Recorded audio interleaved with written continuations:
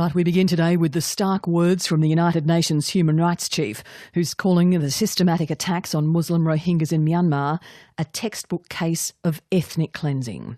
The UN is calling on Myanmar to end its military operation against the Rohingyas, and Sweden and the UK have called for a special UN Security Council meeting on the worsening situation.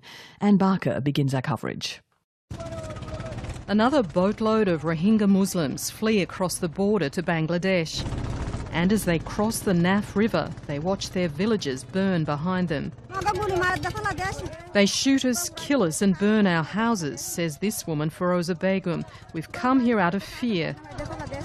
Myanmar's military has been accused of waging arson attacks to force the minority Rohingyas out, and now there's mounting evidence of landmines deliberately laid in their path. Hospitals in Bangladesh, like this one at Cox's Bazar, have been overwhelmed by the number of Rohingya casualties. Burns, gunshot wounds and now limbs blown off by landmines. This 15-year-old boy has lost both his legs and is unlikely to survive. His brother has similar injuries in another hospital. Their mother, Rashida Haq, is grief-stricken. I can't go back to Myanmar. We are not safe. I will beg here in Bangladesh, and that will be better. I used to pray to Allah to give me a son, but now my sons are gone. Their injuries are so bad, it's as if they are dead. It is better that Allah takes them.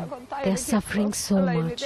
Another woman, Sabakur Nahar, stands a better chance of recovery. She's also lost her legs after stepping on a mine as she fled with her 3 sons. They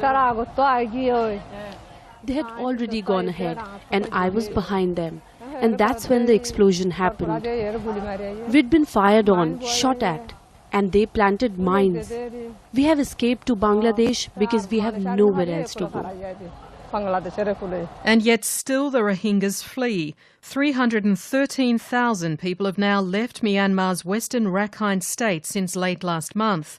The United Nations Human Rights Chief Zaid Ra'ad Al Hussein says attacks against them may amount to crimes against humanity. Because Myanmar has refused access to human rights investigators, the current situation cannot yet be fully assessed, but the situation remains or seems a textbook example of ethnic cleansing. Myanmar denies it's targeting civilians and says it's been provoked by Rohingya militants who launched attacks on Myanmar border posts on August the 25th, sparking the army's crackdown against them.